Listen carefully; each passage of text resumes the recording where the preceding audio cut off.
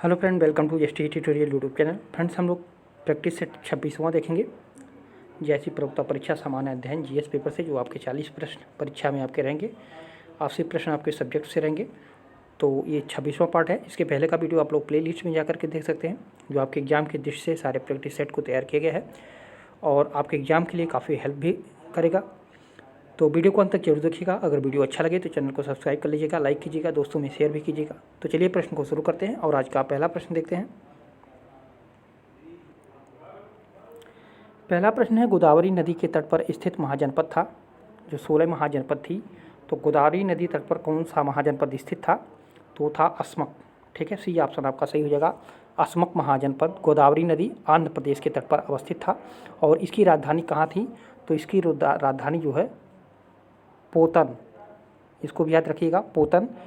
और अथा पोरिल भी, पोरिल, ठीक है, पोतन अथा पोरिल।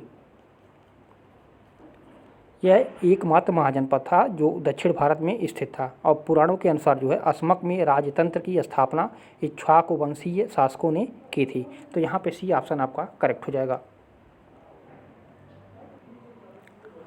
दूसरा नंबर प्रश्न है, द्वितीय गोलमेज सम्मेलन में कांग्रेस का प्रतिनिधित्व किसने किया था? तो महात्मा गांधी ने किया था। ठीक है, डी ऑप्शन करेक्ट होगा।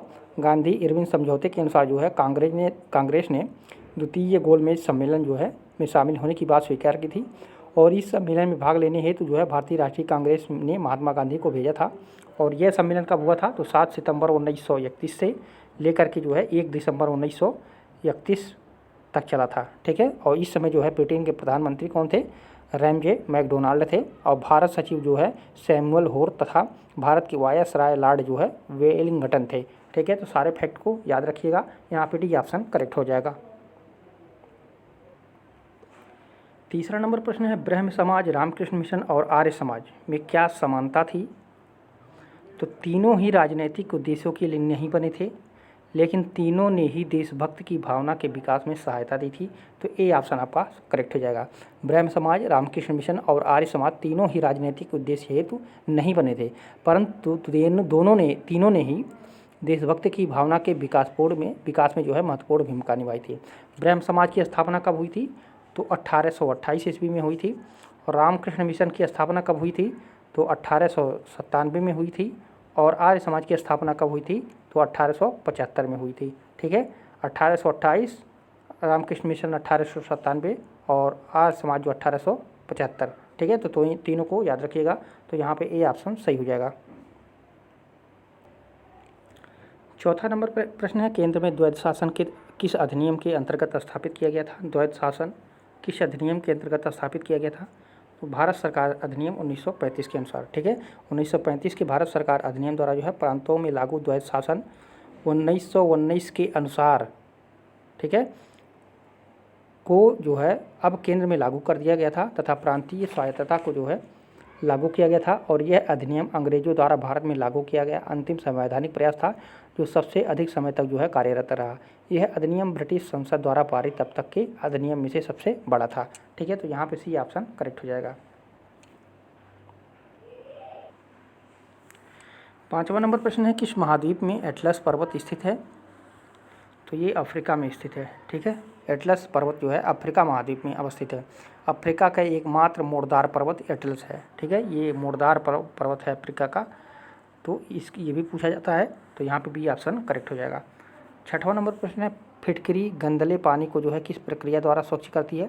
फिटकरी जो है गलते पानी को किस प्रक्रिया द्वारा जो है स्वच्छ करती है? तो ये अस्कंदन के द्वारा। ठीक है, अस्कंदन के द्वारा फिटकरी गंदे जल को अस्कंदन द्वारा जो है स्वच्छ करती है। और फिटकरी का रासायनिक नाम क्या है? पोटेशियम एल्यूमिनियम सल्फेट है। और इसका रासायनिक सूत्र अगर पूछे तो K2SO4 Al2।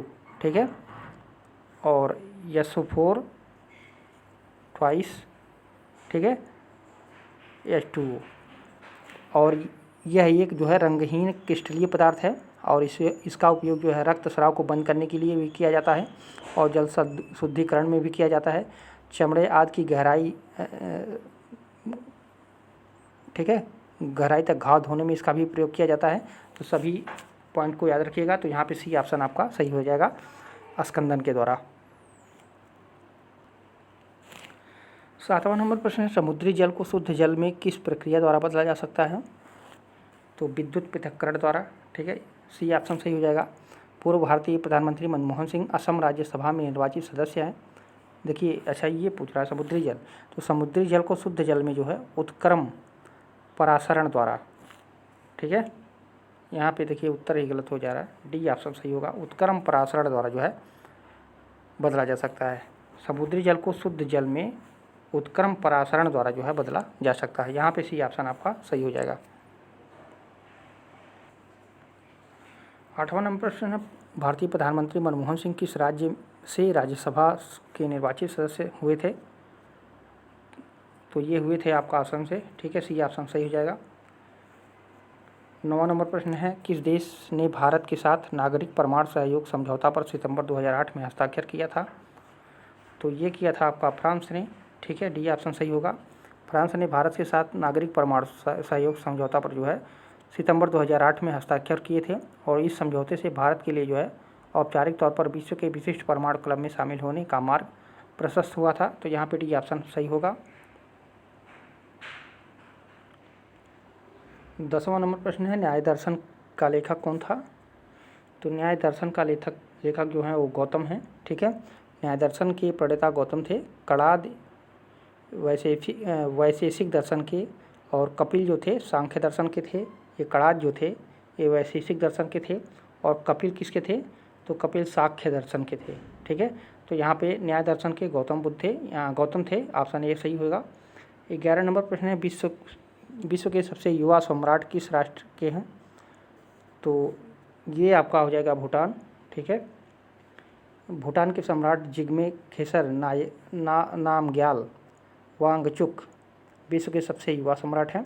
भूटान विश्व का 124वां लोकतांत्रिक देश बन गया है, आप लोग जानते होंगे। तो यहाँ पे सी ऑप्शन करेक्ट हो जाएगा। 12 नंबर प्रश्न है, नरेगा के संबंध में जो असत्य है उस पर चिन्ह लगाइए। तो यहाँ पे थोड़ा सा छोटा करते हैं। तो नरेगा के संबंध में जो असत्य है, तो वो असत्य है इस कानून की एक महत्वपूर्ण विशेषता एक वर्ष में 274 वर्ष के रोजगार की गारंटी है। तो ये गलत है, 100 दिन की गारंटी है। ठीक है, तो यहाँ पे डी ऑप्शन करेक्ट हो जाएगा।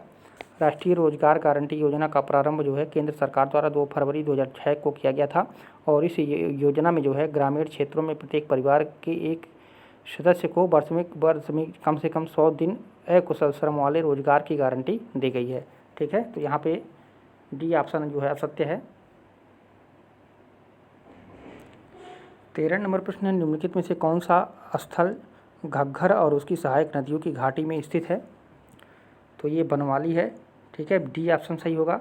बनवाली नामक हड़प्पा संस्कृति का जो पुरास्थल हरियाणा राज्य के हिसार जिले में स्थित घग्गर और उसकी सहायक नदियों की घाटी में स्थित है, और इस पुरास्थल की खोज जो है आर.एस. बिष्ट ने जो है 1973 में की थी। और यह पुरास्थल कालीबंगा की तरह जो 2 सांस्कृतिक अवस्थाओं को प्रस्तुत करता है। यहीं से जो है हल की आकृति का प्रसिद्ध खिलौना जो है प्राप्त हुआ था। तो यहाँ पे डी ऑप्शन सही हो जाएगा। 14 नंबर क्वेश्चन है, किस शासक के काल में चतुर्थ बौद्ध संगीत का आयोजन कश्मीर में हुआ था? तो ये कनिष्क के काल में हुआ था। ठीक है, कनिष्क के समय में जो है कश्मीर के कुंडलबन में जो है वसुमित्र की अध्यक्षता में चतुर्थ बौद्ध संगीत संपन्न हुई थी, और इस संगीत में जो है बौद्ध ग्रंथों के ऊपर टीकाएँ लिखी गई जो विभाषास्त्र कहलाती हैं, और इस संगीत की जो है उपाध्यक्षता अश्वघोष ने की थी, और इस संगीत में जो है महायान शाखा की जो है प्रधानता थी। तो यहाँ पे सी ऑप्शन करेक्ट हो जाएगा। 15 नंबर प्रश्न है, भारत में पहले जिस मानव प्रतिमाओं को पूजा गया वह थी, तो वह कौन सी प्रतिमा थी?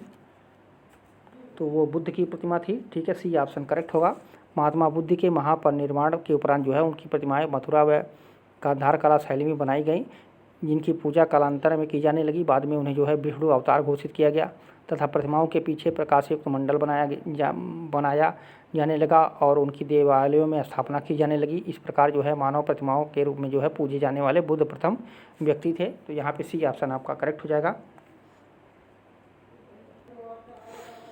16 नंबर प्रश्न है, अकबर काल में भू राजस्व व्यवस्था की एक प्रसिद्ध नीति आइन ए दहसाला पद्धति किसके द्वारा निर्मित की गई थी?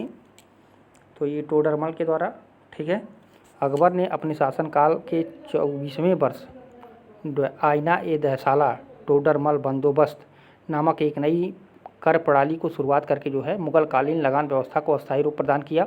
और इस प्रणाली के वास्तविक प्रणेता जो है टोडरमल थे। और इस प्रणाली के अंतर्गत जो है अलग अलग फसलों के पिछले 10 वर्ष के उत्पादन और उसी समय के प्रचलित मूल्यों का औसत निकालकर उस औसत का 1/3 हिस्सा जो है राजस्व के रूप में जो है प्राप्त किया जाता था। तो यहाँ पे सी ऑप्शन आपका करेक्ट हो जाएगा। 17 नंबर प्रश्न है, भारत में प्राचीन 3 विश्वविद्यालय कलकत्ता, मद्रास, बम्बई की स्थापना किस वर्ष हुई थी? तो तीनों जो है 1857 में हुआ था। ठीक है, वुड के घोषणा पत्र के आधार पर जो है लंदन विश्वविद्यालय के मॉडल पर कलकत्ता, मद्रास और बम्बई में जो है सन 1857 में 3 विश्वविद्यालयों की स्थापना की गई थी। 18 नंबर प्रश्न है, केरल राज्य विश्व भर में निम्न में से किसके संवर्धन के लिए जाना जाता है? तो ये गरम मसाले के लिए जाना जाता है। ठीक है, केरल राज्य व्यापारिक फसलों के लिए प्रसिद्ध है। यहाँ पर सर्वाधिक मसाले की फसल उगाई जाती है, जिसमें काली मिर्च, अदरक, का इलायची, दालचीनी, लौंग ये सब उत्पादन किया जाता है। और काली मिर्च ऐसा मसाला है जो सर्वाधिक केरल से ही निर्यात किया जाता है। और बागानी कृषि में जो है इलायची एक खास हिस्सा है जो संपूर्ण भारतीय उत्पादन का जो है 76% यहाँ पे उत्पन्न होता है। क्या चीज़? इलायची। ठीक है, तो यहाँ पे सी ऑप्शन आपका करेक्ट हो जाएगा। 19 नंबर प्रश्न है, बर्फ़ पानी पर क्यों तैरती है? तो ये बर्फ़ का घनत्व पानी से कम होता है इसलिए। ठीक है, बी ऑप्शन आपका सही होगा। बर्फ़ का घनत्व पानी के घनत्व से कम होता है इसलिए जो है आर्किमिडीज के सिद्धांत के अनुसार जो है वह पहले अपने आयतन को के अनुसार जल के आयतन को विस्थापित कर देता है तथा बर्फ़ कणों में वायु होने के कारण जो है उसके कणों का घनत्व पानी से कम होता है, जिसके कारण वह पानी पे तैरती रहती है। तो यहाँ पे बी ऑप्शन सही होगा। 20वां नंबर प्रश्न है, प्राचीन काल से दही जमाने का बायोटेक्नोलॉजी की प्रक्रिया निम्न में से निम्न जीव की आवश्यकता होती है तो किसकी? तो यह जीवाणु की। ठीक है, दूध से दही का बनना एक भौतिक परिवर्तन है जिसमें जो है जीवाणु किण्विकरण द्वारा जो है दूध फटकर दही में परिवर्तित हो जाता है। यह परिवर्तन सूक्ष्म जीवों द्वारा संपन्न होता है जिसे सूक्ष्मदर्शी की सहायता से देखा जा सकता है। ये जीव जो है मानव स्वास्थ्य के लिए अनुकूल होता है। इनमें जो है विटामिन B12, ठीक है, इनमें जो है विटामिन B12 प्रचुर मात्रा में पाई जाती है। ठीक है, तो यहाँ पे ए ऑप्शन आपका करेक्ट हो जाएगा। 21 नंबर प्रश्न है, छोटा नागपुर पठार जिस संसाधन में समृद्ध है वह है?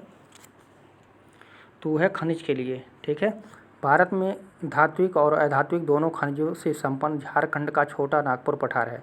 ठीक है, वाइडिया के अनुसार जो है इस खनिज पेटी में लगभग 70% कोयला, 60% अभ्रक और 60% लौह अयस्क, 20% जो है मैंगनीज पाया जाता है। कोयला के प्रमुख खानें इसी पठार के अंतर्गत आती हैं, अतः यह जो है पठार खनिज की दृष्टि से समृद्ध क्षेत्र है। तो यहाँ पे बी ऑप्शन सही हो जाएगा। 22 नंबर प्रश्न है, दक्षिण अमेरिका में जो है खनिजों का भंडार जो क्षेत्र है वह है, तो वह कौन सा क्षेत्र है? तो वो ब्राज़ील का पठार है। ठीक है, वो ब्राज़ील का पठार है। दक्षिण अमेरिका में ब्राज़ील के पठार में जो है प्रमुख खनिज पाए जाते हैं जिनमें जो है मिनास हो गया, जिरास हो गया, इताबरा खाने हो गए, सांता लूसिया पेकान खाने और गोइमास खाने, यहाँ सब की ये सब प्रसिद्ध हैं। यहाँ से जो है लौह अयस्क व कोयला निकाला जाता है। वर्तमान में ब्राज़ील का लौह अयस्क उत्पादन में जो है महत्वपूर्ण स्थान रखता है आपका। ठीक है, तो ए ऑप्शन आपका करेक्ट हो जाएगा। 23 नंबर प्रश्न है, अनुसूचित जनजाति का दर्जा है? तो हिंदुओं एवं ईसाइयों तक सीमित है। ठीक है, हिंदुओं एवं ईसाइयों तक सीमित है। अनुसूचित जनजाति का दर्जा जो है अनुच्छेद 244 के अंतर्गत समाज की पिछड़ी व दलित जातियों को प्रदान किया जाता है। इसके अंतर्गत केवल हिंदू एवं ईसाई ही आते हैं, अन्य जातियाँ को इसके अंतर्गत नहीं लाया जाता है। ठीक है, तो यहाँ पे सी ऑप्शन करेक्ट हो जाएगा। 24 नंबर प्रश्न है, ओजोन परत पृथ्वी को किससे बचाता है? तो अंतरिक्षीय व अन्य विकिरण को बचाता है। ठीक है, बी ऑप्शन सही होगा। ओजोन गैस समताप मंडल में पाई जाती है जिसे ओजोन मंडल कहते हैं। ओजोन गैस जो है जीवमंडलीय जो है परिस्थितिकीय हेतु जो है अत्यंत महत्वपूर्ण है क्योंकि यह गैस जो है सौर्यिक विकिरण की पराबैंगनी किरणें, ठीक है, अल्ट्रावायलेट रेज जो होता है को अवशोषित कर लेती है और उन्हें भूतल तक नहीं पहुँचने देती है तथा भूतल को अधिक गर्म होने से बचाती है। तो यहाँ पर बी ऑप्शन सही होगा। 25 नंबर प्रश्न है, एक प्रसिद्ध फुटबॉल खिलाड़ी माराडोना किस देश से हैं? तो ये अर्जेंटीना के हैं। ठीक है, कई बार विश्व फुटबॉल चैंपियन रहे माराडोना, अर्जेंटीना ये फुटबॉल के खिलाड़ी हैं और ये जो है ब्राज़ील की तरफ से फुटबॉल खेलते हैं और ये अर्जेंटीना के हैं। 26 नंबर प्रश्न है, कौन सा देश सार्क का सदस्य नहीं है? तो म्यांमार जो है सार्क का सदस्य नहीं है। दक्षिण एशियाई सहयोग संगठन, जो सार्क का पूरा नाम है, और इसकी स्थापना 1984 में 84-85 में ठीक है की गई थी, और इसका मुख्यालय काठमांडू में है। इसमें भारतीय उपमहाद्वीप के 7 सदस्य हैं, पाकिस्तान, मालदीव, भूटान, नेपाल, भारत, अफगानिस्तान, श्रीलंका है। ठीक है, म्यांमार इसका सदस्य नहीं है। 27 नंबर प्रश्न है, पुस्तक वन नाइट @कॉल सेंटर के लेखक कौन है? तो इसके लेखक हैं आपके चेतन भगत। ठीक है, डी ऑप्शन आपका करेक्ट हो जाएगा। 28 नंबर प्रश्न है, त्रिपिटक ग्रंथ किस धर्म से संबंधित है? तो आप जानते होंगे बौद्ध धर्म से। ठीक है, त्रिपिटक जो है पाली में रचित ग्रंथ है, जिनमें हमें बौद्ध धर्म के बारे में विशद ज्ञान प्राप्त होता है। इन पिटकों में शामिल है विनय पिटक, सुत्त पिटक व अधिधम्म पिटक। ये ग्रंथ शिक्षा, बुद्धि, आचार विचार तथा दार्शनिक पक्ष पर जो है विशद प्रकाश डालते हैं। तो बी ऑप्शन सही हो जाएगा। 29 नंबर प्रश्न है, किस राजपूत शासक ने मुगलों के विरुद्ध जो है निरंतर स्वतंत्रता का संघर्ष जारी रखा और समर्पण नहीं किया था? तो ये थे आपका मारवाड़ के रावचंद्र सेन। ठीक है, मारवाड़ के जो थे रावचंद्र सेन। ठीक है, मारवाड़ के रावचंद्र सेन ने जो है मुगलों के खिलाफ निरंतर स्वतंत्रता का संघर्ष जारी रखा और समर्पण नहीं किया था। 30वां नंबर प्रश्न है, सर्वप्रथम मानव ने निम्नलिखित धातु का उपयोग किया था? तो किसका? तो आप लोग जानते होंगे तांबा का। ठीक है, प्रकृति में तांबा मुक्त अवस्था तथा संयुक्तावस्था दोनों में पाया जाता है, और तांबा को उत्कृष्ट धातु कहा जाता है। यह एक संक्रमण तत्व है। आदि मानव द्वारा जो है सबसे पहले तांबे का ही उपयोग किया जाता था। तो यहाँ पे सी ऑप्शन करेक्ट हो जाएगा। यहाँ से हम लोग रीजनिंग के कुछ प्रश्न देखेंगे। तो 31 नंबर प्रश्न है, निम्नलिखित कथन पर विचार कीजिए। कथन दिया है, इस क्षेत्र में की परिस्थिति अभी भी तनावपूर्ण तथा नियंत्रण से बाहर है। व्यक्तियों से अनुरोध है कि वे अपने घरों में ही रहें। पूर्वानुमान कह रहा है कि कुछ गंभीर घटनाएं घटी हैं। लोग दफ्तर नहीं जाएंगे, जल्द ही स्थिति सामान्य हो जाएगी। तो यहाँ पे जो है कौन सा कूट इसको सेटिस्फाई कर रहा है? तो यहाँ पे 1 तथा 2 अंतर्निहित है, एक दूसरे में अंतर्निहित है। कुछ गंभीर घटनाएं घटी हैं तभी ये कहा गया है। लोग दफ्तर नहीं जाएंगे, यानी लोग अपने घर से बाहर नहीं निकलेंगे, इसलिए दफ्तर भी नहीं जाएंगे। जल्द स्थिति सामान्य हो जाएगी, ऐसा इसमें कुछ नहीं कहा गया है। ठीक है, तो ये नहीं होगा। पहला दूसरा आपका ये अंतर्निहित इसमें हो रहा है। ठीक है, 32 नंबर प्रश्न है, निम्नलिखित कथनों पर विचार कीजिए और निष्कर्षों से सही उत्तर चुनिए। सभी ज्ञान अच्छा होता है, सभी ज्ञान कठिन होता है। मान लीजिए ये ज्ञान है। ठीक है, सभी ज्ञान अच्छा होता है, तो सभी ज्ञान जो है अच्छा होता है। ज्ञान जो है सभी अच्छा होता है, और सभी ज्ञान कठिन होते हैं। सभी ज्ञान जो है कठिन होते हैं। ठीक है, या तो इसको इस तरह भी बना सकते हैं, ज्ञान हो गया, ठीक है, अच्छा हो गया, कठिन हो गया। ठीक है, तो यहाँ पे देख लीजिए कौन सा सेटिस्फाई कर रहा है। तो यहाँ पे आपका कुछ चीज़ें कठिन होती हैं, ये आपका सेटिस्फाई हो जाएगा। ठीक है, ज्ञान के अंतर्गत कठिन के अंतर्गत क्या हो जाएगा? अच्छा आ जाएगा। ठीक है, तो यहाँ पे देखिए सभी कठिन चीज़ें ज्ञान है, तो सभी कठिन चीज़ें ज्ञान है, ये नहीं हो सकता। या तो इसको बदल देंगे जब, ठीक है, कठिन यहाँ कर देंगे, ज्ञान यहाँ रहेगा और अच्छा यहाँ रहेगा। तो कोई ज़रूरी नहीं कि सभी कठिन चीज़ें ज्ञान है। सभी अच्छी चीज़ें कठिन होती हैं, तो ये भी नहीं सेटिस्फाई हो रहा है। सरल चीज़ें अच्छी नहीं होती हैं, तो ये भी नहीं सेटिस्फाई हो रहा था। बी ऑप्शन आपका इसमें सही हो जाएगा। 33 नंबर पर है, 5 लोग हैं, PQRST। ठीक है, एक फुटबॉल खिलाड़ी है, एक शतरंज खिलाड़ी है और एक हॉकी खिलाड़ी है। P और S अविवाहित महिलाएं हैं। ठीक है, यहाँ पे लिंग कर लीजिए, वैवाहिक स्थिति कर लीजिए। तो यहाँ क्या कह रहा है? P और S अविवाहित महिलाएं हैं। ठीक है, S क्या है? महिला है, अविवाहित भी है। ठीक है, अब देखिए और किसी खेल में हिस्सा नहीं लेती हैं। अब मान लीजिए यहाँ पे खेल है, खेल का एक कॉलम है, तो ये किसी खेल में हिस्सा नहीं लेती हैं। ये महिला भी है और अविवाहित भी है। ठीक है, दोनों हो गया। P भी वही हाल है, P महिला है। ठीक है, और ये भी किसी खेल में हिस्सा नहीं लेती है। ठीक है, और ये भी अविवाहित है। तो दोनों कॉलम आपका सर्टिफाई हो रहा है। ठीक है, महिलाओं में से कोई भी शतरंज या फुटबॉल नहीं खेलती है, तो यानी शतरंज और फुटबॉल दोनों, ये दोनों तो ये पी और यस तो खेलेंगे नहीं। एक विवाहित दंपत्ति है जिसमें टी जो है पति है, टी पुरुष है और पति है, विवाहित भी है, ठीक है। टी पुरुष भी है, पति भी है, विवाहित भी है। क्यू आर का भाई है और वह हॉकी खेलता है, न शतरंज। फुटबॉल खिलाड़ी कौन है? तो फुटबॉल खिलाड़ी आपको देखना है, तो फुटबॉल खिलाड़ी कौन सा होगा?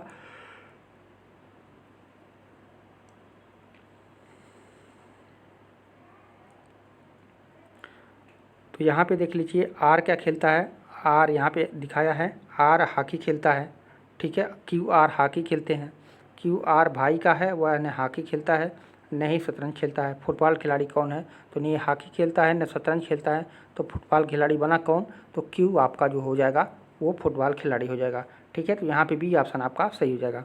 पहले कॉलम बना लीजिएगा, ठीक है। कॉलम में 5 लोग दिए हैं, उसके बाद जो है खेल की स्थिति, फिर उसके बाद जो है लिंग कौन कौन से पुरुष है स्त्री है उसको कर लीजिएगा, फिर वैवाहिक स्थिति कर लीजिएगा, अपने आप तुरंत आंसर आपका निकल जाएगा, ठीक है। ऐसे प्रश्न को इसी तरह से हल किया जाता है। 34 नंबर प्रश्न है, यदि बी कहता है कि उसकी माँ ए की माँ की एकमात्र पुत्री है, तो ए बी का क्या संबंध है? बी कहता है ए की माँ, ठीक है, उसकी एकमात्र पुत्री है, ठीक है, और इसकी माँ, ठीक है। तो इन दोनों का संबंध यहाँ पे क्या हो जाएगा? ये इसकी माँ है, ये इसकी पुत्री है, तो ये कौन हो जाएगा? इसका मामा हो जाएगा, ठीक है। ये माँ है, ये भी माँ हो जाएगा, तो ये क्या हो जाएगा? उसका बहन हो जाएगा, ठीक है। तो कौन सा उत्तर सही हो जाएगा? तो उसका आपका मामा हो जाएगा, ठीक है। तो ए बी का क्या संबंध होगा? मामा का संबंध होगा। 35 नंबर प्रश्न है, निम्नलिखित में से कौन सा भिन्न है? बाबर, शेरशाह सूरी, हुमायूं, अकबर। तो यहाँ पे शेरशाह आपका भिन्न हो जाएगा। शेरशाह का छोड़कर जो है अन्य सभी मुगल वंश से संबंधित है, जबकि शेरशाह जो है सूरी वंश से संबंधित था। ये बाबर हुआ, हुमायूं, अकबर, ये कौन से? ये मुगल वंश के शासक थे, और शेरशाह जो है सूरी वंश का, इसका संबंध सूरी वंश थे, ठीक है। तो यहाँ पे आपका सही उत्तर हो जाएगा ऑप्शन नंबर बी। 36 नंबर है, यहाँ से गणित शुरू होता है। एक कक्षा में 65 विद्यार्थी हैं और 39 रुपये को इनके बीच इस प्रकार वितरित किया जाता है कि प्रत्येक लड़के को 80 पैसे मिलते हैं और प्रत्येक लड़की को 30 पैसे मिलते हैं। कक्षा में लड़कों की संख्या लड़कियों की संख्या से अनुपात क्या है? तो मान लीजिए कक्षा में लड़कों की संख्या x है और लड़कियों की संख्या y है, ठीक है। ये बॉय हो गया, ये गर्ल हो गया, ठीक है। अब दिया है x + y बराबर कितना, और लड़कों लड़कियों की संख्या कितना दिया है? 65 दिया है, ठीक है। और 80 पैसा किसको मिलता है? लड़कियों को मिलता है। तो 80x लड़कियों को कितना मिलता है? 30 पैसा मिलता है। तो 80x और 30y बराबर कितना हो? 39 रुपया है, तो बराबर 39 कितना हो जाएगा? 39 हो जाएगा। तो 8x धन 3y बराबर 390 हो गया, ठीक है। तो अब समीकरण यहाँ पे कौन सा पहला समीकरण था? पहला समीकरण ये था और ये दूसरा समीकरण आपको मिल गया, ठीक है। समीकरण 1, 2 हल करने पर तो x बराबर कितना हो गया? 39 हो गया। y बराबर कितना हो गया? 26 हो गया, 26 आ जाएगा, ठीक है। तो x संबंधी y बराबर कितना हो जाएगा? 39 संबंधी 26, या कर सकते हैं 3 संबंधी 2, ठीक है। तो यहाँ पे सही उत्तर हो जाएगा आपका ऑप्शन नंबर ए, 3 संबंधी 2 का अनुपात है। 37 नंबर प्रश्न है, जब एक संख्या 8851 गुणे 2862 का होल स्क्वायर गुणे 2873 का होल क्यूब को जो है 23 से विभाजित किया जाता है, तो शेष क्या होगा? तब इसको इतना बटे, अगर इतना बटे हम 23 कर दें, इतना बटे 23 कर दें तो क्या हो जाएगा? इसी को सॉल्व कर देना है।